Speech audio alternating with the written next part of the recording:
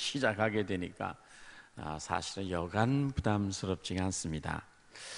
다 아는 내용이니까 그냥 생략하고 들어가는 게 어떤가 하는 생각도 듭니다. 오늘 성가대 찬양에 감사드리고요. 전에 기독신문의 한국교회가 종소리를 잃어버렸다고 주장하며 이제 우리 교회들이 다시 교회의 종소리를 다시 회복하자고 하는 그런 제안이 기독신문에 있었습니다. 깊이 공감하는 그런 내용이었는데요. 도시의 소음 공해 논리에 밀려서 하나님의 교회가 교회 종소리를 잃어버린 게 오래되었습니다. 여기에 더해서 근래 한국 교회는 성탄의 노래까지 잃어버리지 않았나 생각이 됩니다. 예전에는 교회뿐만 아니라 온 거리가 심지어 백화점에 가도 성탄의 노래를 캐롤을 들을 수 있었습니다만은 요즘 나라가 어지럽고 우리 백성들의 마음이 황폐되었고 더더군다나 여러 가지 지적 소유권 문제로 백화점에서도 저자의 허락 없이 함부로 성탄 캐롤을 틀 수가 없습니다. 그래서 지난번 성북교구협의회에서도 차라리 우리가 지적 소유권을 사가지고 다 나눠주자. 성북교회 성북 지역에 있는 백화점 상가들 다 나눠주고 좀 성탄 때 완전히 성탄 찬양을 좀 이 땅에 메아리치게 하자, 그런 제안도 있었습니다만은 그게 재정이 굉장히 많이 소요되는 일이라서 아직 실현을 하지 못하고 있습니다. 특별히 금년은 갑자기 불어닥친 국가적인 여러 혼란과 국정의 여러 가지 난맥상, 또 경제적인 어려움으로 인해서 유난히 성탄의 어떤 분위기, 우리 마음에 그것을 느끼기가 굉장히 어려운 해가 되었습니다. 들려온 소리는 맨 미움, 증오하는 소리들, 탄핵하는 소리들, 비방, 규탄하는 글과 욕설들로 가득하고 그 어디를 가도 성탄의 캐롤조차 들어볼 수 없는 영적으로 황폐한 분위기가 이 땅에 조성되고 있습니다. 그래서 우리나라는 지금 성탄을 잃어버린 채 우리가 살아가고 있다는 생각입니다. 전에 조선일보의 홍사중 씨가 엄마 어렸을 적에 라는 글에서 우리가 두려워하는 것은 가난이 아니라 희망의 상실이다, 그런 글을 썼는데요. 여러분, 희망을 잃어버린 것이 가장 두려운 일이 아니겠습니까? 현재 우리나라의 상황이 모든 시민과 국민들의 마음에서 희망을 잃어버린 그런 상황이 아닌가 생각이 됩니다. 모든 사람이 희망을 잃어버려도 하나님의 교회, 하나님의 백성들이 희망의 등불을 붙잡고 하나님의 언약에 대한 희망을 굳게 붙잡고 나가면 이 사회를 빛을 비출 수가 있지만, 살아계신 하나님을 믿는 우리들이 하나님의 교회가 희망을 잃어버리고 희망을 상실한다면 이 사회나 그리고 국가를 위해서 그것보다도 불행한 일은 없는 것이라 생각이 됩니다. 희망과 믿음이 사라진 사회에서, 이런 어지러운 상황 속에서 성탄을 맞이하는 성도 여러분의 가정과 우리 하나님의 교회, 이 땅의 모든 교회 위에 하나님의 은혜와 평강을 회복시켜 주시고 기쁨을 주셔서 우리 마음에서 거룩한 성탄의 노래가 저절로 우러나오는 그런 은혜를 누리게 되기를 주의 이름으로 축원합니다. 오늘 본문을 통해서 성탄을 맞는 사람들의 모습과 그들이 우리에게 던지는 질문과 거기에 대한 대답에 대해서 살펴보려고 합니다. 먼저 성탄을 맞이하는 사람들의 모습들을 여러분 보십시오.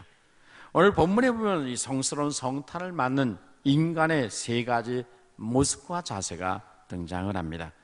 첫째는 헤로드 왕과 예루살렘 시민들의 소동하고 또 두려워 떠는 그런 미움과 증오에 불타는 모습을 보게 됩니다. 예수 그리스도가 탄생했다는 소식이 예루살렘 도성에 전파되자 헤로드 왕과 예루살렘 온 거민이 발칵 뒤집히고 일어나 온 성안의 사람들이 소동을 벌이게 됩니다. 온 예루살렘이 소동을 했지만 모든 사람이 깜짝 깨어 일어나 소동을 했는데 그 소동은 우리 주님을 기쁘게 맞이하기 위해서 준비하느라 하는 그런 소동이 아니라 전혀 반대의 소동이었습니다. 그들은 오신 아기 예수께는 아무런 관심이 없었습니다. 오신 왕을 기뻐하기보다는 환영하기보다는 자신들의 권력과 기득권을 잃어버릴까 봐 당황하고 놀라서 오히려 오신 왕을 미워하고 적대적인 감정을 가지고 백성들의 마음에서 그분을 지워버리고 그분을 환영하는 그분의 이름을 없애버리기 위해서 하나님의 아들을 죽이고자 하는 시도를 벌이게 됩니다. 이런 일은 오늘날 우리 사회도 그대로 재현되고 있습니다. 오늘날 우리 사회에는 이런 소동하는 사람들이 많이 있거든요. 지난 100여 년 동안 우리나라에 위로부터 도는 해로 우리 주님은 임하셨습니다. 어두운 이 땅에 생명의 빛을 비추어 주시고 축복의 은총의 햇살을 비추어 주셨습니다. 영적인 무지와 어두움과 그늘진 땅에 이 땅에서 무지와 가난과 미신과 그리고 귀신 숭배를 몰아내기 위해서 우리 주님이 빛을 비추어 주셨습니다. 그분은 이 땅에 의해 태양이 되어서 그늘진 땅에 새로운 희망과 축복을 가져다 주었습니다. 함석헌 선생의 말과 지난날 우리 조상들이 관운상제에 빠지고 선앙당에서 복을 빌고 나무에게 절하고 바위에게 절하며 귀신 앞에 복을 빌 때 술과 노름에 빠져 있을 때에 교회는 어두움과 싸우며 귀신 숭배와 미신을 타파하고 이 민족을 영적인 무지와 가난과 어둠에서 깨우기 위해서 교회는 있는 힘을 다했습니다. 어떤 단체나 어떤 종교도 할 수 없는 많은 일들을 그동안 하나님의 교회가 했습니다. 거의 대부분의 학교를 다 하나님의 교회들이 성도들이 세운 것입니다. 이 땅을 무지 어둠에서 깨워내기 위해서 많은 인재를 키우는 일에 전심전력했고 어려운 자를 돌보기 위한 수많은 고아원과 양로원과 모자원 그 많은 병원들을 교회가 세웠습니다. 일제시대 일본 제국주의와 맞서 싸우고 6.25의 참상에서 가난과 헐벗고 굶주린 백성들에게 용기와 희망을 불러일으키며 힘에 지나도록 하나님의 교회가 이 나라 민족을 섬기기 위해서 수고했습니다. 정부도 할 수 없을 때 교회는 홀로 버려진 사람들을 위해서 수고했습니다. 지금도 교회는 이 땅의 사회봉사의 거의 대부분은 기독교회가 감당하고 있습니다. 그런데 그럼에도 불구하고 요즘 기독교에 대한 적의에 찬 비난, 업신여김, 독설, 저주를 퍼부는 사람들이 우리 사회에 수없이 많이 늘어가고 있습니다. 교회만 들먹이는 것이 아니라 예수님에 대해서도 불경스러운 태도를 아무런 거리낌 없이 취합니다. 그들은 모두가 헤롯 임금과 같은 태도를 보이는 사람들입니다. 예수님에 대한 아무런 존중함과 사모함이 없습니다. 두 번째 그룹은 전문 종교인 그룹인 제사장과 서기관들의 무관심한 반응입니다. 오늘 본문 4절에 보면 헤롯이 유대인의 왕인 메시아가 나셨다는 말을 듣고 모든 대제사장과 백성의 서기관들을 모아서 그리스도가 구약 성경에 어디에서 나겠느냐고 물었습니다. 그들은 주저함이 없이 유대 땅 베들레헴입니다 라고 대답을 했습니다. 그들은 정확하게 집어냈습니다. 그들에게는 성경을 아는 해박한 지식이 있었습니다. 오랜 세월 동안 그들은 종교 생활에 아주 습관적으로 익숙해져 있었습니다. 한편으로는 메시아 오기를 줄기차게 기다려왔던 사람들입니다. 그들은 수없이 메시아의 소망에 대해서 사람들에게 말했습니다. 그러나 막상 메시아가 나셨다는 말을 들었지만 그들의 마음은 아무런 감동이나 기쁨을 맛보지 못했습니다. 그렇게도 소망하며 기다리던 메시아가 탄생했다고 하는 소식이 지금 막 사방으로 전파되고 있었지만 그들 중에 그 많은 종교인 중에 오신 왕이 태어나신 베들레헴으로 기쁘게 달려간 사람은 단 한 명도 없었습니다. 그들은 너무나 세상에 빠져 있었고 자기 일에 바빠서 오신 왕을 경배하는 데는 아무런 관심이 없었습니다. 그들의 마음은 무감각해 있었고 차갑게 굳어져 있었습니다. 그들은 위선과 형식으로 가득한 명목상의 그리스도인이었습니다. 오늘날은 이런 사람들이 없겠습니까? 신앙의 태도에서 제일 무서운 것은 습관적인, 형식적인 그런 신앙생활을 하는 것입니다. 무관심한 태도, 습관적이고 무감각한 상태의 형식적인 종교인들이 우리 주변에도 수없이 많아지고 있습니다. 성경에 대해서 아는 것은 많이 있는데 종교 예식과 형식에는 매우 익숙한데 그러나 그 마음은 여전히 냉랭합니다. 주님이 다시 오셨다지만 그러나 그 마음에 진정한 기쁨과 아들을 보내신 우리 하나님의 사랑에 대한 깊은 감사가 사실은 가슴에 없습니다. 주님을 우리 위에 오신 예수님을 우리가 엎드려 경배하며 오신 그분을 내 마음에 다시 모시는 일에 별로 관심이 없습니다. 지식은 있는데 마음은 차갑습니다. 머리는 성경을 아는데 가슴에는 예수님을 모실 만한 방이 없습니다. 첫사랑을 잃어버린 종교인들입니다. 우리는 대제사장들과 서기관들의 많은 지식보다 오시는 왕께 무릎을 꿇을 수 있는 겸손과 그분을 우러러볼 수 있는 믿음과 주를 향한 갈망, 이것을 갖고 성탄을 맞는 여러분 되시기를 주의 이름으로 축원합니다. 세 번째 부류의 사람들은 먼 길을 생명을 바쳐 찾아온 동방박사들의 모습입니다. 그들은 머나먼 바벨론 지역에 살던 사람입니다. 지난날 그곳에는 유대인들이 포로로 끌려갔었습니다. 다니엘과 그의 친구들과 같은 경건한 사람들, 메시아 사상을 신앙을 가진 사람들이 그 바벨론 땅에 끌려가서 메시아를 회당을 짓고 메시아를 소망했습니다. 그 유대인과 유대인 포로들, 디아스포라 된 그들과 다니엘과 그 친구들과 같은 사람들을 통해서 그 이방 백성 속에는 유대인의 하나님 여호와를 믿는 사람, 그리고 그 메시아를 기다리는 일종의 영적인 그루터기 같은 사람들이 있었습니다. 그들은 하나님의 성경에 야곱이 예언한 대로 메시아가 오실 때 뭔가 하늘에서 징조가 있을 것이다, 하늘 별을 통한 징조가 있을 것이라는 믿음을 가지고 하늘을 살피던 사람들이었습니다. 그러던 어느 날 이상한 별이 출현하게 되고 그것을 보고 하나님이 약속한 메시아가 탄생하셨다고 하는 하나님의 성령의 감동을 받아 머나먼 바벨론 땅에서 오랜 여행 끝에 예루살렘에까지 그들은 도착을 했습니다.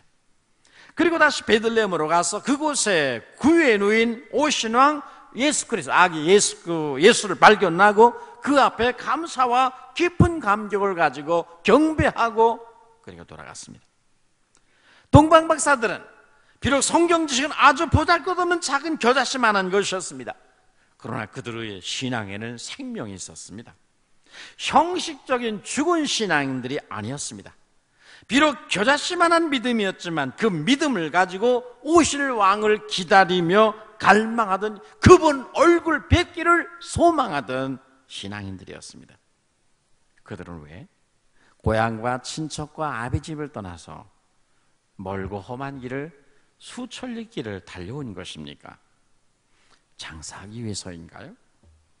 돈을 벌기 위해서인가요? 2절에 보면 그들은 경배하기 위해서 왔다고 했습니다.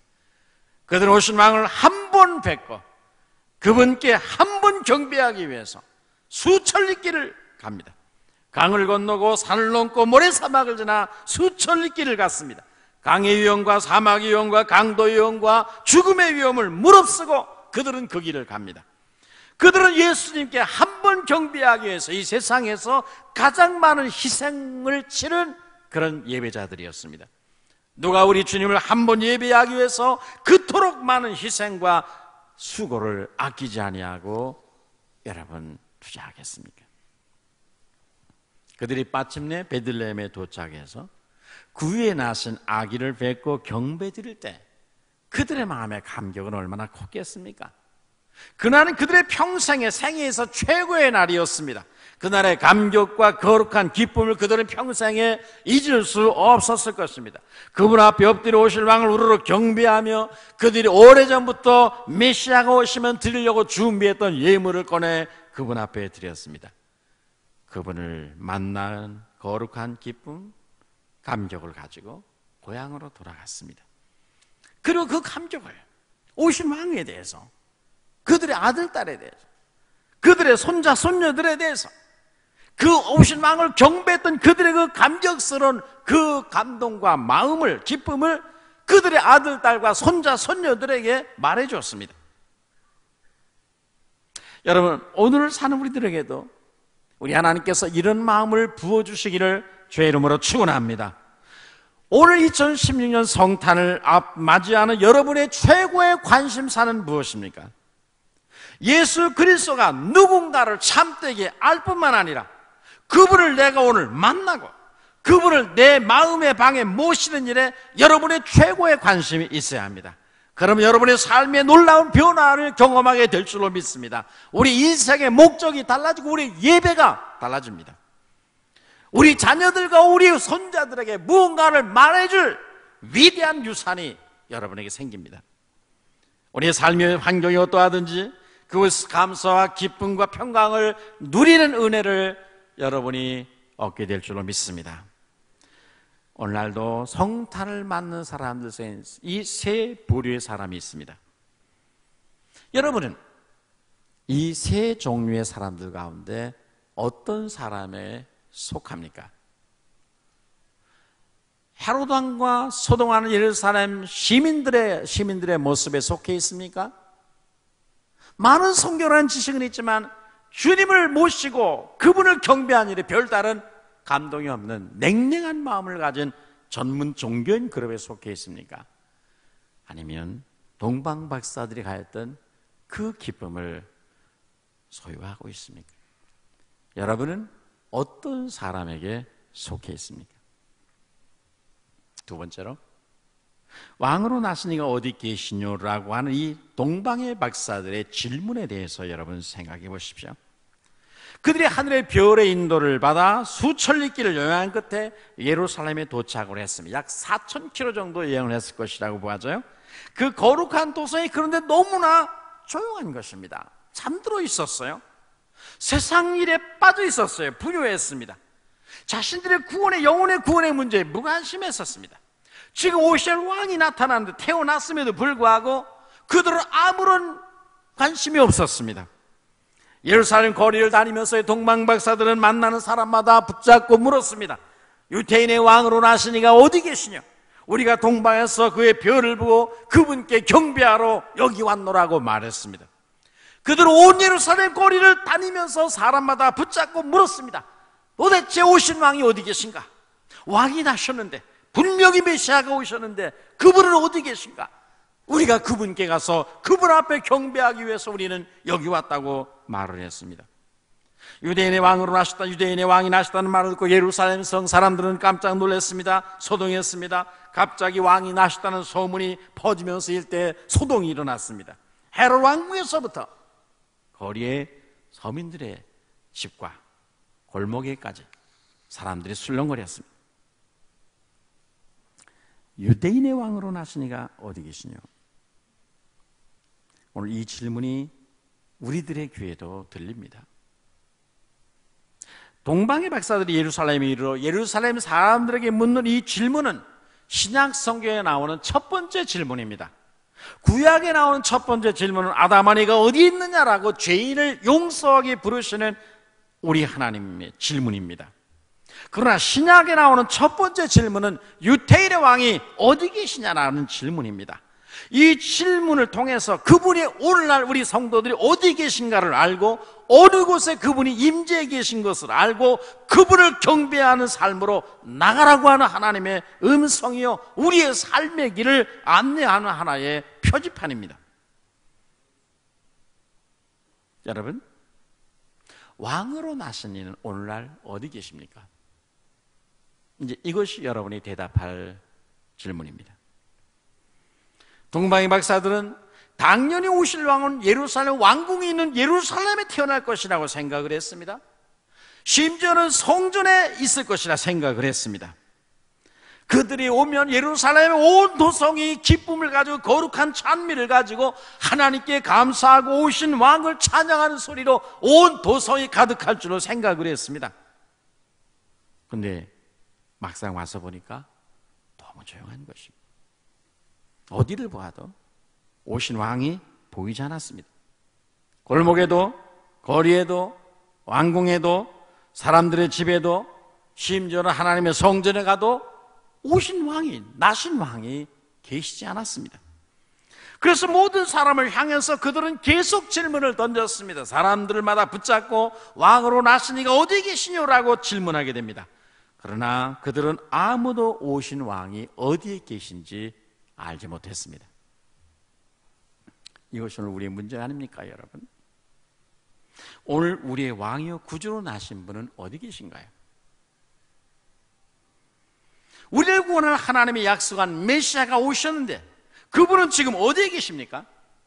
당신을 구원하기 위해 오신 당신의 왕 되신 구주는 지금 어디에 있는가? 그거를 알아야 여러분이 그분 앞에 경배하지 않겠습니까?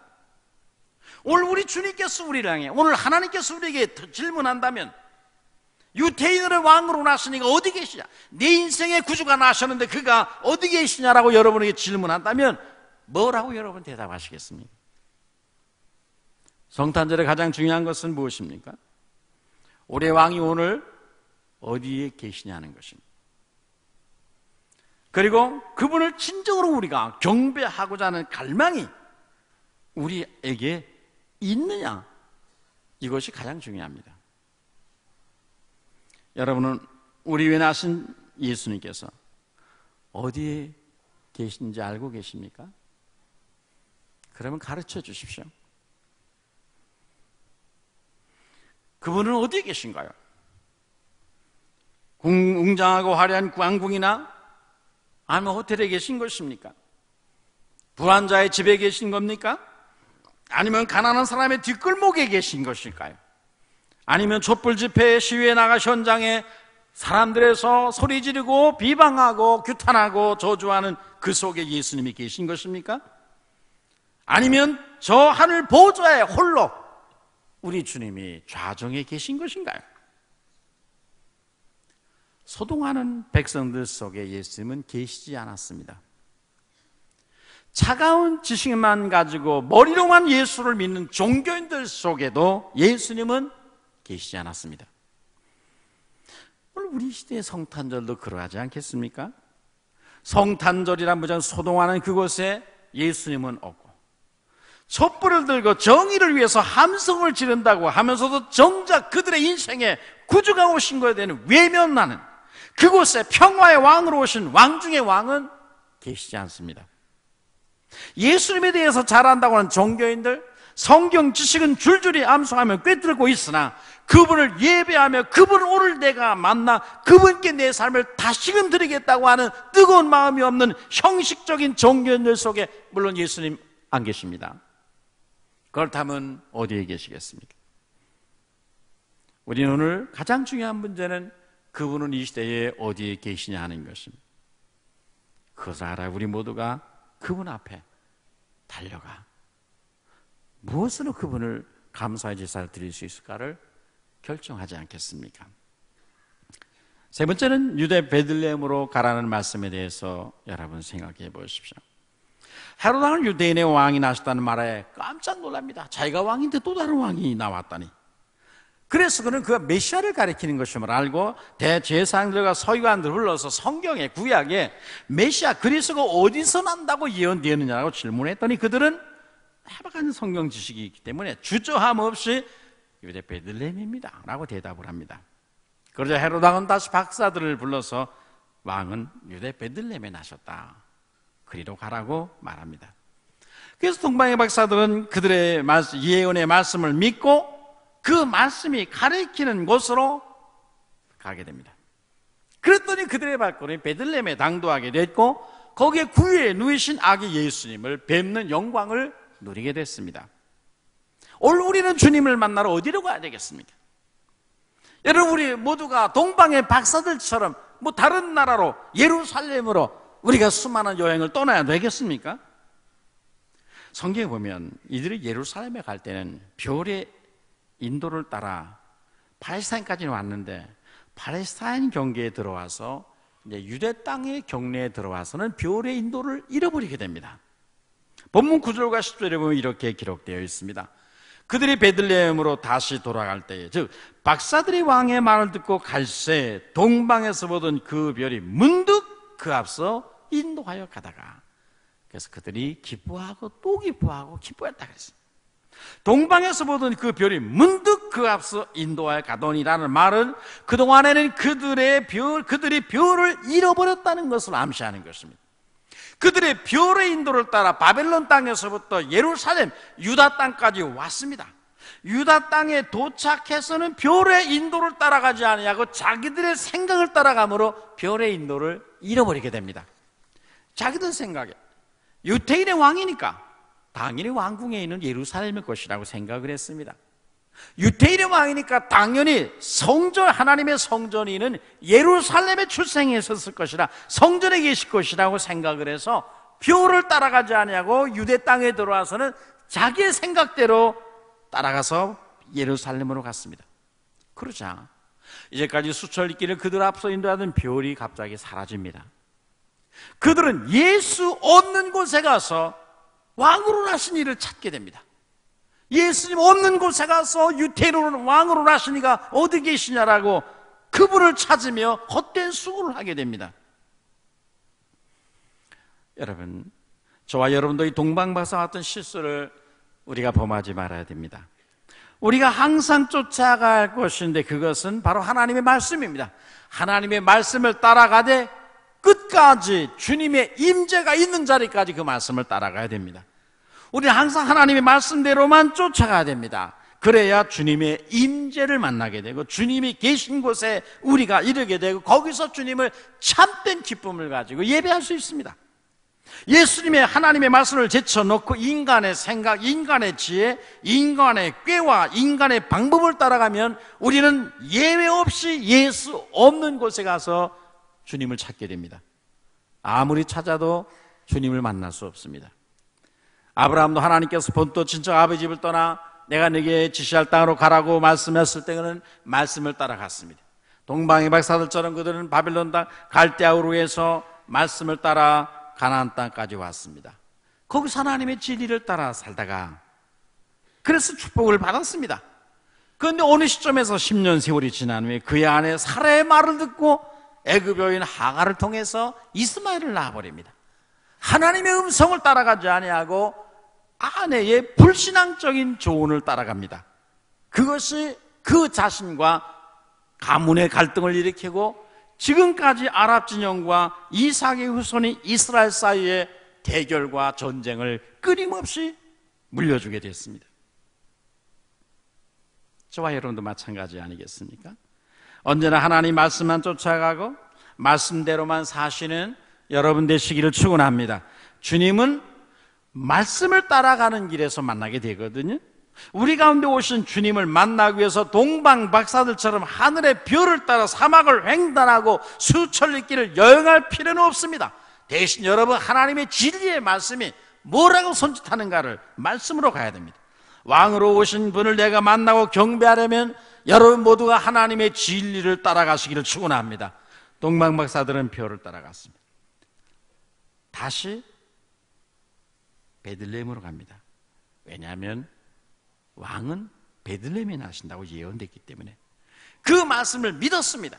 아, 그렇구나. 베들레헴에 나신다고 예언되었구나. 그 말씀을 믿고 따라갔더니 갑자기 사라졌던 별이 그들 앞에 문득 나타났습니다.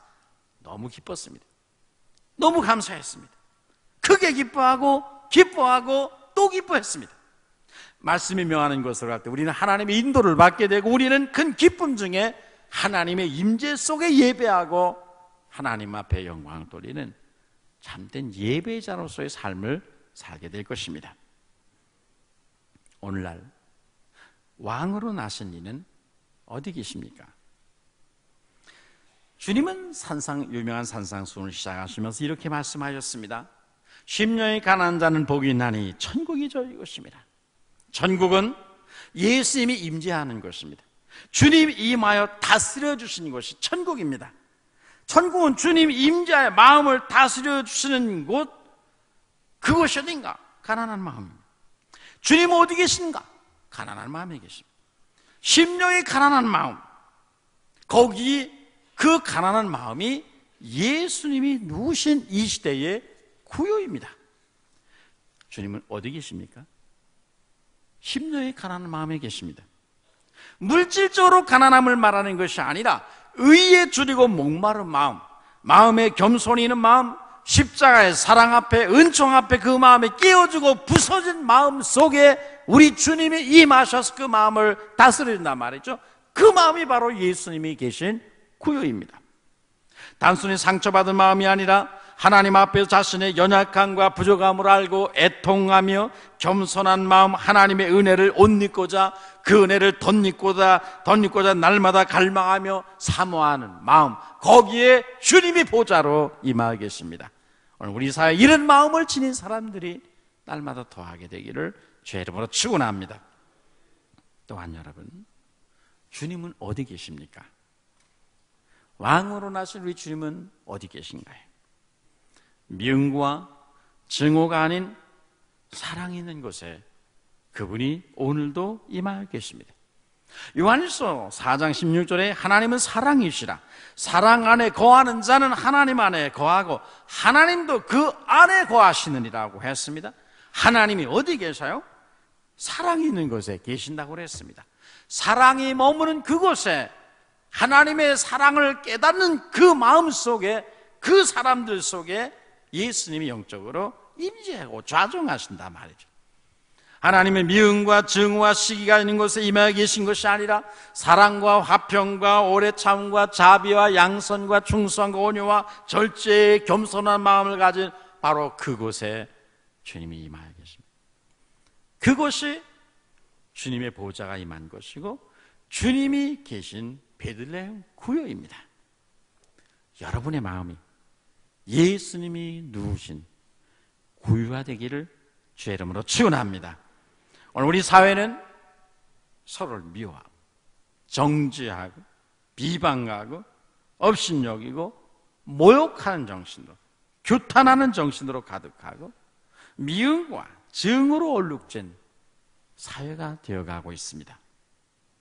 이런 시대에 성탄을 맞이하는 우리는 소동하는 사람들도 아니요, 지식으로만 주님을 아는 자들이 아니라 그분이 어디 계신가를 알고 그분을 예배하며 경배하는 일에 우리의 온 마음과 사랑을 기울이는 그런 여러분이 되어야 할 줄로 믿습니다. 예수님이 어디 계신가? 왕으로 오신 이는 오늘날 어디 계신가? 이 질문에 우리가 대답을 하면서 우리 주님은 하나님의 말씀을 따라가는 것에, 그리고 깨어지고 부서진 겸손한 마음 속에 미움과 증오를 내몰고 사랑을 품은 그 마음 속에 우리 주님은 계십니다 라고 우리가 대답하고, 그 주님 앞에 이 성탄을 맞이하여 깊은 감사와 경배를 드리고, 그래서 희망을 상실한 이 세상에 다시 희망의 등불을 밝혀주고, 하늘에는 영광이요 땅에는 평화가 선포되어지고, 아들을 이 땅에 보내신 하나님의 크신 사랑과 우리를 위해 낳고 비천한 땅에 오신 우리 주 예수 그리스도의 그 위대하신 사랑과 겸손, 진정으로 거기에 우리가 감사하며 우리 모두가 우러러 하나님을 높이고 찬미하는 그런 귀한 성탄이 되시기를 주의 이름으로 축원합니다. 거룩하신 하나님, 은혜를 감사합니다. 우리를 위해